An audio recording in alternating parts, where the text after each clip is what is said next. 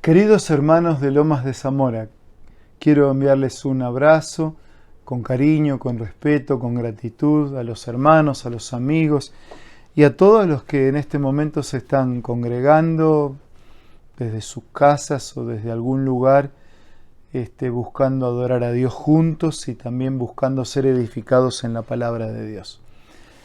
Vivimos como países en Sudamérica, como iglesia, en el mundo entero, momentos especiales, momentos difíciles, momentos diferentes.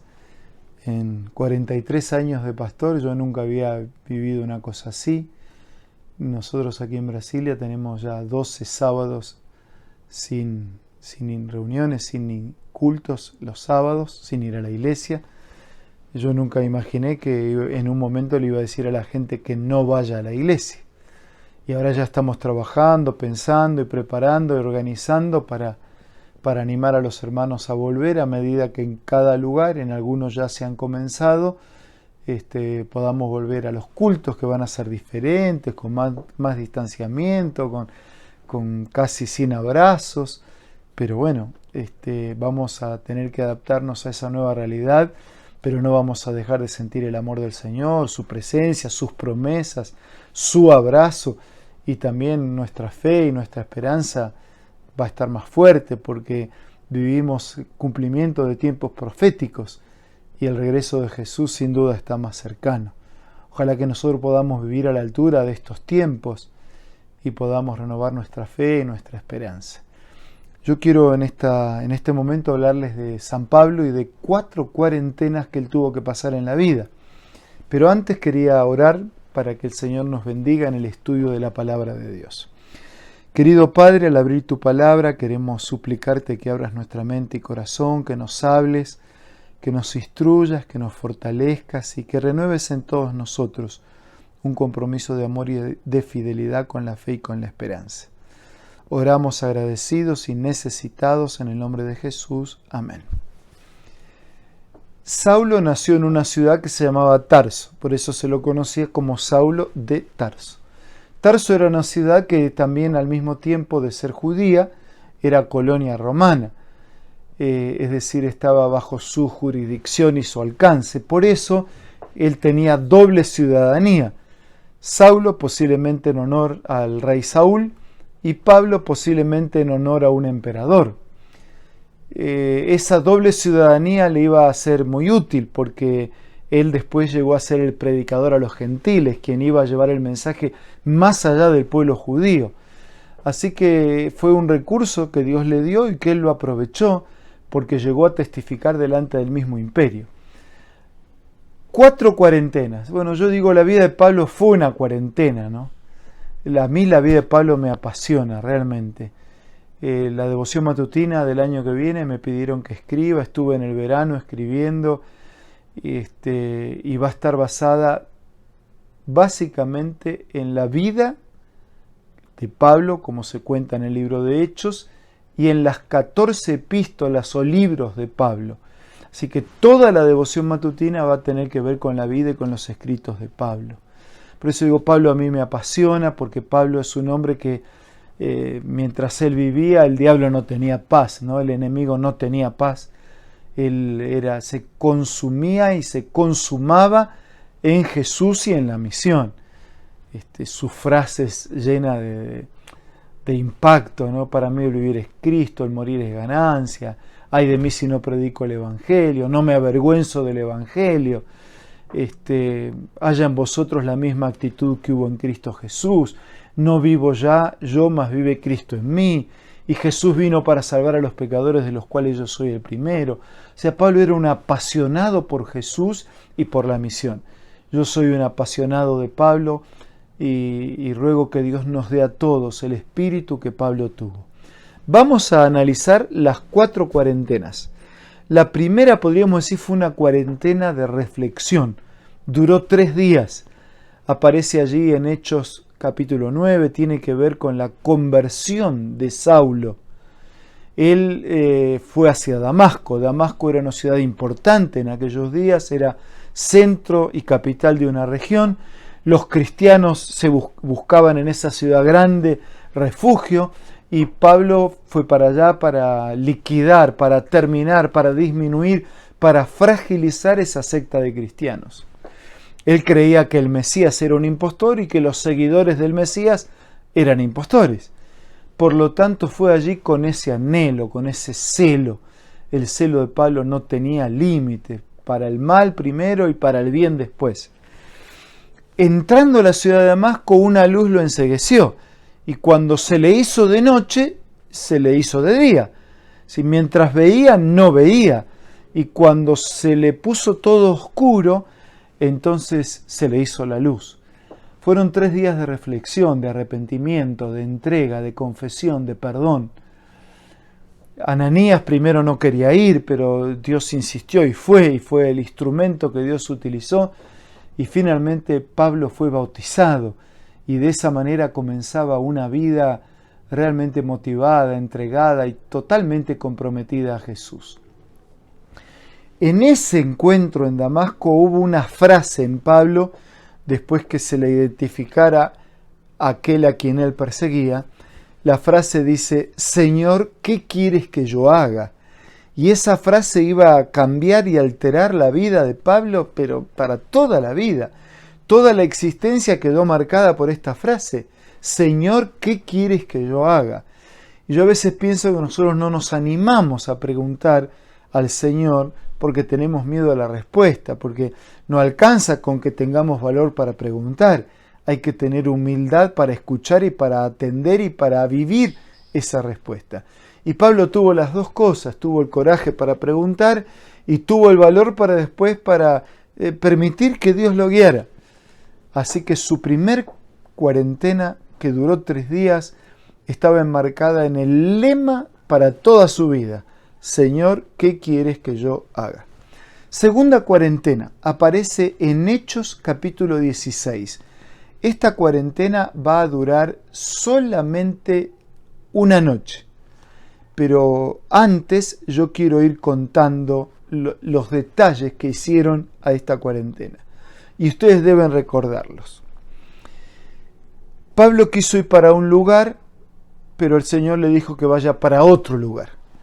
Él quería ir para Asia y el Señor le dijo que vaya para Roma, que vaya para Europa, para Asia, mirando hacia Roma, pero hacia Europa. Él quería ir para Asia, estaba decidido, estaba definido, pero dice que el Espíritu Santo se lo impidió. Y como él ya había aprendido como lema para su vida: Señor, ¿qué quieres que yo haga?, entonces él se fue así, rumbo hacia Roma, para Europa. Recibió una visión, un llamado, y en ese llamado se le pidió que él pasara a Macedonia para ayudar. Y Pablo fue en esa dirección. Cuando, después de haber viajado en barco unos 200 kilómetros, unos 5 días de viaje, de paso Pablo hizo como unos 30 viajes en barco, después de haber viajado esos 200 kilómetros, él tuvo que seguir caminando hacia Filipos, y llegó a Filipos. Y cuando llegó a Filipos, junto con otros misioneros, llegó el sábado, pero no había una iglesia. Pero aunque no había una iglesia, él no se iba a quedar sin adorar a Dios. Así que él sabía que cerca del río había lugares de oración. Y como había lugares de oración, él se fue a esos lugares de oración cerca del río. No había una sinagoga, pero él fue al río, cerca de los lugares de oración. Y allí se encontró con una mujer que se llamaba Lidia y que era original de Tiatira. ¿Por qué no había una sinagoga? Porque para ver una sinagoga, una iglesia, un culto, tenía que tener por lo menos 12 hombres, 12 familias para conformar una iglesia. Pero como puede estar pasando contigo, no estás pudiendo ir a la iglesia, pero no dejamos de adorar a Dios. Seguimos adorando a Dios en un culto, en otro, de una manera, de otra. No podemos hacer una visita pastoral, pero la seguimos haciendo a través de un contacto, porque nada puede limitar nuestro espíritu de adoración cuando de verdad queremos entregarnos totalmente al Señor. Así que en este esquema, Pablo se encuentra con esta mujer ahí cerca del río, con su familia, y Lidia se transforma en la primer convertida y la primer persona bautizada de Europa. Recuerden que Pablo no quería ir para ahí.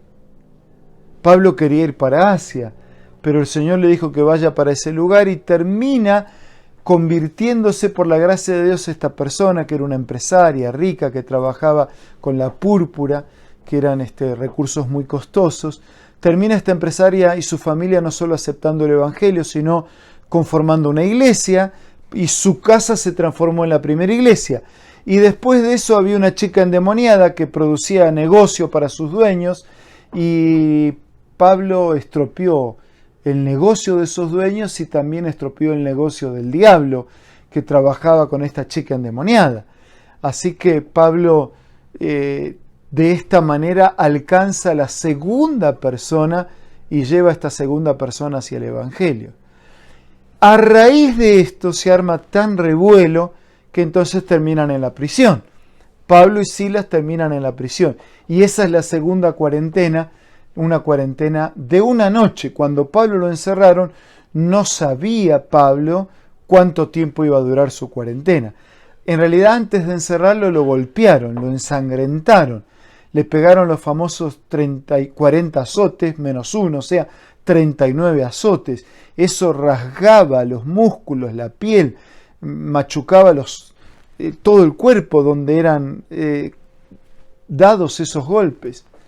Así que Pablo y Silas, lastimados, quedaron en lo último, allá en el fondo de la cárcel. Le pusieron, dice, unos cepos.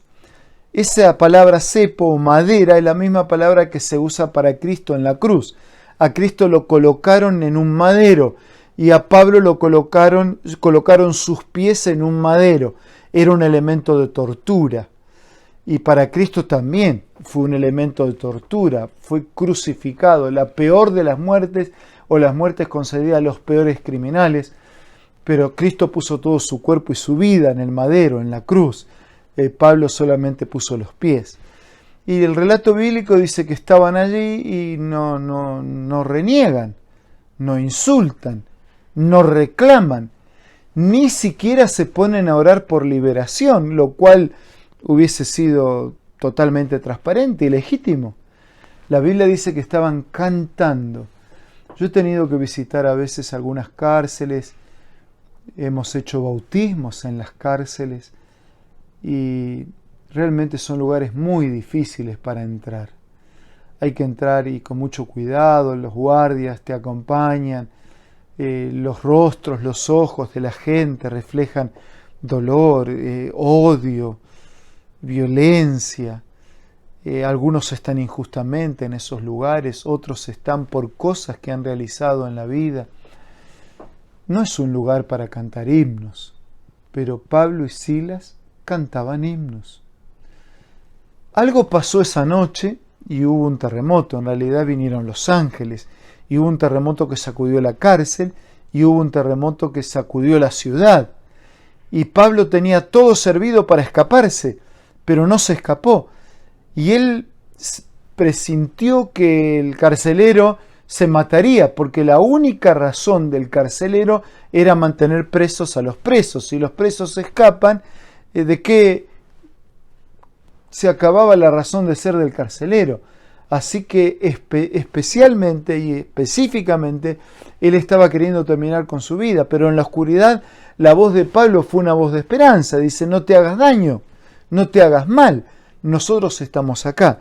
Y en Hechos capítulo 16 versículos 30 y 31 dice que después de la luz, después que temblando se postró ante los pies de Pablo, después de haber encendido la luz, y de Silas, los sacó y le dijo: Señores, Hechos 16:30, ¿qué debo hacer para ser salvo?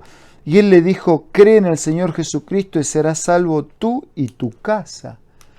Y ahora piensen, una madrugada, un terremoto, en una cárcel, lastimado, injustamente preso, y en lugar de escapar, mientras estaban presos, en lugar de reclamar, cantan. Y cuando tienen la oportunidad de escapar, en lugar de escapar, predican. Y no solo predican, bautizan. Dice que esa misma madrugada, después que el carcelero lavara las heridas físicas de los apóstoles lavaron las heridas espirituales del carcelero y de su familia.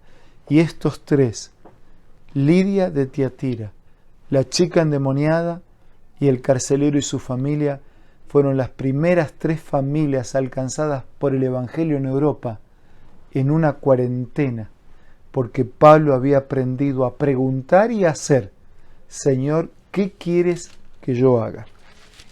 Si vamos unos capítulos más adelante, nosotros nos vamos a encontrar con otro relato en lo que sería la tercer cuarentena de Pablo, ¿no? Después les voy a hablar brevemente de la cuarta. En Hechos capítulo 27, después de tantas vueltas, parece que Pablo se encamina finalmente a Roma. Como él era judío, podría haber sido juzgado en otro lugar, pero él hizo cuestión, apeló a su derecho romano para ser juzgado a Roma, porque quería testificar en Roma. Roma era la capital del imperio, era el centro del mundo. Así que él quería llevar el mensaje hasta el centro del mundo. Y aunque Pablo pasó momentos muy difíciles, no hubo crisis que sujetara a Pablo de su pasión por Jesús, por el Evangelio y por la esperanza. Ahora está haciendo su viaje, su último viaje en barco.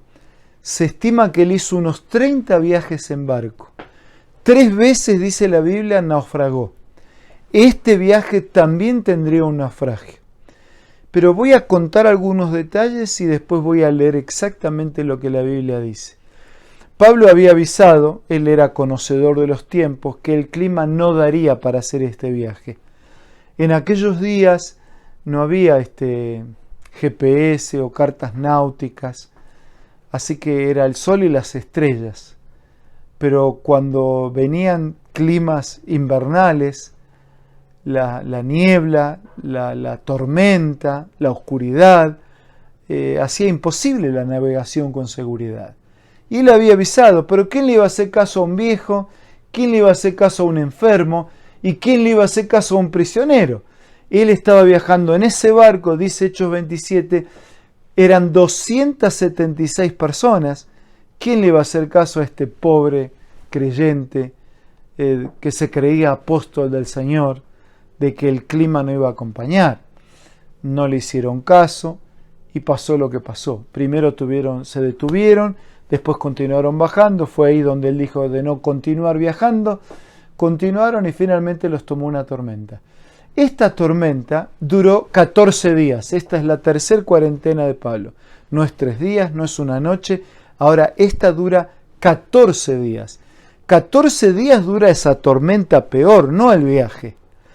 Dice Elena de White que el barco crujía, la madera crujía, que las velas, que el mástil se estrujaban, se rompían y que estaban a la deriva de un lugar para el otro. Ahora ustedes piensen, 14 días así, mareado. Para los que tienen más años,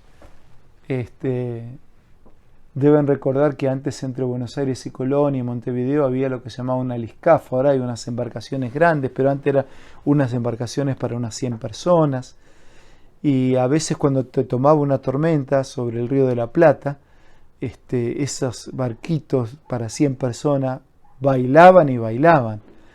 Y la misma empresa te colocaba allí en los asientos una bolsa de nylon empapada con un paño en alcohol que la gente colocaba acá porque venían los mareos y los vómitos. Ahora ustedes piensen, 14 días de acá para allá, dentro del barco, tirando para acá, sin ver el sol, sin ver las estrellas, sin saber qué día estás, sin comer, seguramente con dolor de cabeza, mareado, vomitando hasta que ya no había más nada para vomitar. Así estaban. Y en esa, posiblemente una de las peores tormentas en la vida de Pablo, miren lo que él hizo. Hechos 27, 22. Pero ahora os exhorto a tener buen ánimo, porque no habrá ninguna pérdida de vida entre vosotros, sino solamente de la nave. Esta noche ha estado conmigo el ángel de Dios, de quien soy y a quien sirvo. Y me ha dicho: Pablo, no temas, es necesario que comparezcas ante César. Además, Dios te ha concedido todos los que navegan contigo. Por tanto, tened buen ánimo, porque yo confío en Dios que será así como me ha dicho. Con todo es necesario que quedemos en alguna isla. Al llegar la 14ª noche, y siendo llevados a través del mar Adriático, a la medianoche los marineros sospecharon que estaban cerca de tierra, echaron la sonda, etc. Y ahí continúa el relato. Después de 14 días de andar a la deriva, sin sol y sin estrellas a la vista, mareados, hambrientos, sedientos, débiles y frágiles, Pablo, el prisionero, el encadenado, él es el que se para y empieza a predicar, como predicó en la cárcel. Empieza a predicar y él le dice a la gente: no tengan miedo. Él le dice: tengan ánimo. Él les dice: esta noche yo estuve con el Señor que ya conoció definitivamente en el encuentro en Damasco, con el que iba a vivir para siempre. Estar con el Señor para Pablo era algo cotidiano, era algo permanente. Estuvo conmigo el ángel del Señor. Y él dice: de quien yo soy y a quien yo sirvo. Miren, la identidad y la misión. Yo soy de Dios, le pertenezco a Dios, soy propiedad de Dios y a Él le sirvo. Dice: estuvo conmigo el ángel del Señor, estuvo conmigo el Señor, del Dios de quien yo soy y el Dios a quien yo sirvo.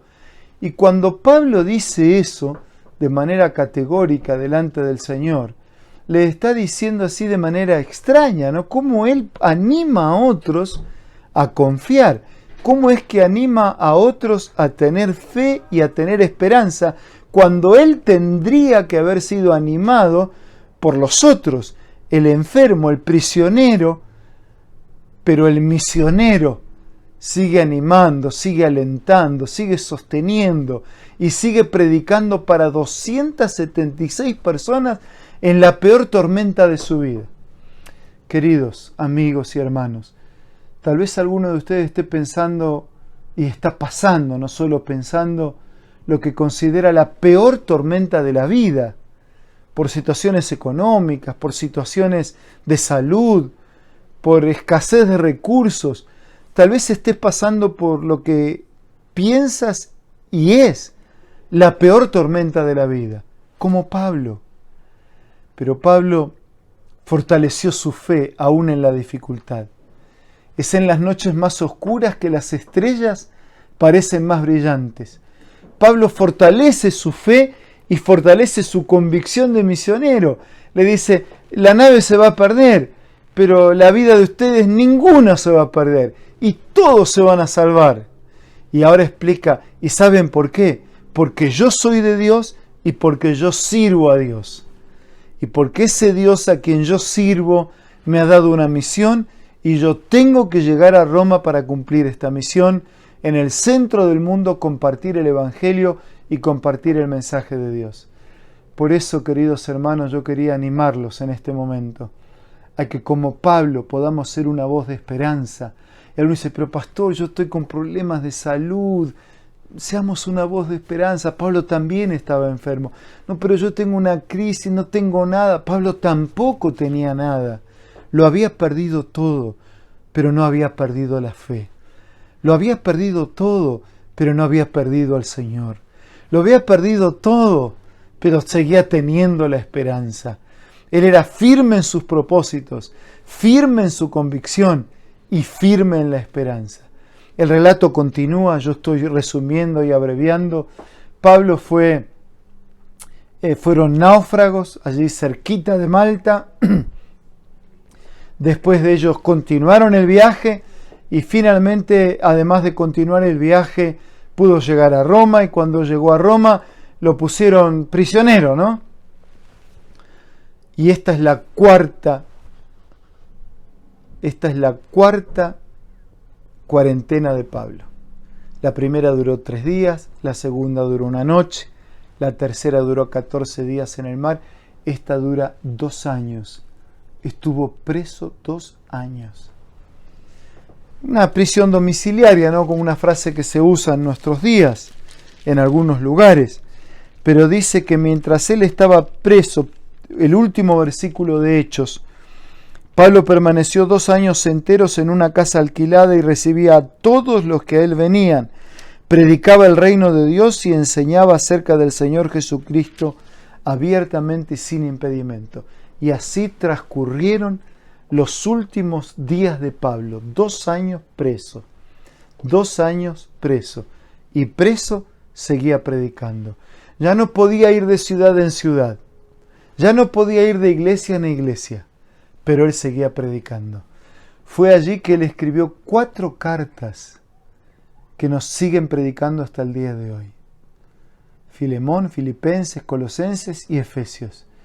Son las cartas de la prisión, a través de las cuales Pablo sigue predicando, porque no era Nerón el que iba a callar la voz del predicador.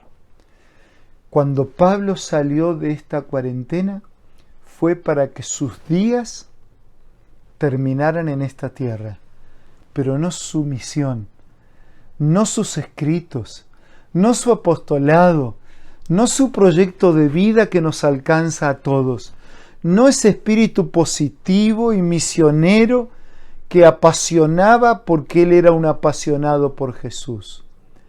Cuando salió de ese lugar fue por la orden de Nerón, y Pablo terminó entregando su vida, su cuerpo, ¿no? Él fue sacrificado por causa del Evangelio. Pero hasta los soldados que lo cercaban quedaron impresionados por el testimonio de este hombre. Pero déjenme recordar un par de detalles históricos y también bíblicos. Al año siguiente, Nerón terminaba quitándose su propia vida. En tanto Pablo, a quien él le quitó la vida, sigue predicando hasta el día de hoy. Elena de White dice que no ha habido otro como Pablo, que a través de todos los tiempos su voz fuerte de esperanza sigue llegando al corazón de muchas personas. Cuando Nerón, antes de su muerte, habló estas palabras: ¿qué artista que va a perder el mundo? En su soberbia, él creía que el mundo perdía algo con él. Las últimas palabras de Pablo registradas en la Biblia dicen así: en cuanto a mí, yo sé que mi partida está cercana, pero yo he peleado la buena batalla, he acabado la carrera, he guardado la fe. Peleó la buena batalla como buen soldado, terminó la carrera como buen atleta, guardó la fe como buen labrador. Y Pablo dice 2 cosas cuando le escribe a 2 Timoteo 4, 7 y 8, dice: por lo demás, yo sé que me está guardada la corona de la vida, y no solo a mí, y ahí sigue predicando, haciendo un llamado, sino también a todos los que aman su venida. Maravilloso, ¿verdad? Extraordinario, poderoso. Solo un hombre de Dios, solo una mujer de Dios puede seguir siendo hombre y mujer de Dios en cuarentena. Solo un hijo de Dios puede seguir siendo hijo de Dios en medio de la crisis. Solo un hijo de Dios puede seguir siendo hijo de Dios en medio de las dificultades, en medio de los problemas.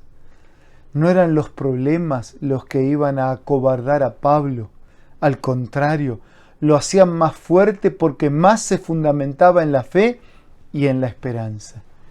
Queridos, yo no sé exactamente cómo está tu fe, tampoco sé cómo está tu salud y tampoco sé cómo está tu economía, tus recursos, tu fuente de trabajo, tu fuente de vida. Pero sea como sea, quería pedirte que como Pablo mires a Jesús. Que como Pablo digas de corazón, Señor, ¿qué quieres que yo haga? Y escuchando su voz, hagamos lo que Él nos dice. Que confiemos que Él puede suplir nuestras necesidades de recursos, que Él puede concedernos el trabajo, los recursos que necesitamos, que Él puede cuidar nuestra salud y concedernos más y mejor salud, y que Él puede también renovar nuestra fe, fortalecer nuestra esperanza. Puede ser que el cuerpo va quedando viejo con el paso de los años, pero el mismo Pablo dice que el cuerpo interior se renueva día a día en las promesas, en el poder y en la presencia del Señor. Por eso yo quería animarte. No importa cuál sea tu miedo, no importa cuántos días llevas en la vida navegando a la deriva en medio de una tremenda tormenta. No importa cuán seguro estés y cuánto te parezca que todo va a terminar mal, como aquellos en el barco pensaban. Te animo a que pienses no como los 275, sino como Pablo, que no le tenía miedo a la tormenta porque tenía el piloto de quien se aferraba. Que puedas aferrarte del piloto para que tu tormenta no derive en naufragio o en pérdidas de vida, sino que derive en tablas de salvación y en la llegada definitiva al puerto eterno. Si por alguna de esas cosas la fe se apagó, se enfrió, en este momento yo quería pedirte que vuelvas a Dios. Tal vez, no sé, alguien que nos criamos juntos en los pasillos de la iglesia, en Lomas, no sé, que íbamos junto al club, a Guernica, tal vez alguien que jugábamos junto al fútbol, o que participábamos de los programas de la sociedad de jóvenes, alguien que no sabes por qué estás escuchando este tema. Yo quería decirte que el Señor no desiste de amarte, que puede ser que la fe se haya enfriado, pero Jesús está listo para recibirte nuevamente y con los brazos abiertos, sin reproches. Si algo de lo que te alejó tiene que ver con lo que hicimos o la iglesia hizo, yo te pido que, como Jesús oró, puedas orar. Perdónalos, Señor, pero vuelve, sin excusas, sin argumentos, sin reproches, sin crítica. Vuelve. Vuelve a Jesús, definitivamente. Para los que confían en el Señor, nuestro final no es a la deriva en la tormenta del mar. Nuestro final es el puerto seguro y definitivo de la eternidad.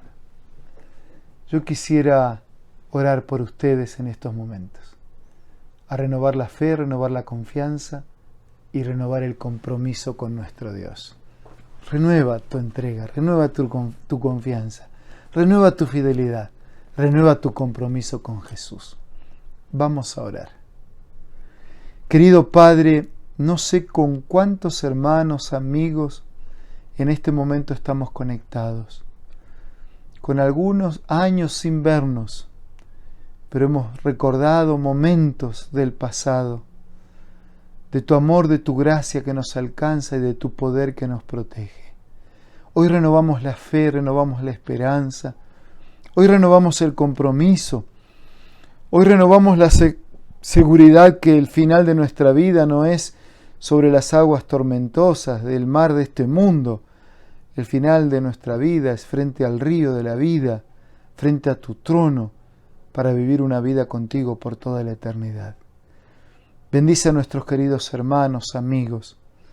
Abraza a cada uno de ellos con tu fuerza, con tu amor, con tu poder, con tu seguridad. Renueva en todos nosotros este espíritu. Renueva en nosotros esta entrega. Renueva en nosotros este compromiso y que pronto, cuando mares y tormentas hayan pasado, podamos vivir contigo la vida plena, la vida abundante, la vida sana, la vida para siempre. Oramos agradecidos en el nombre de Jesús. Amén y amén. Les envío un abrazo de cariño, de corazón, para todos. Para todos. Pero más que enviar a un grupo, quiero hacerlo así de manera especial para ti, personalizado para ti. Quien seas, con el recuerdo que podamos tener. Mi abrazo.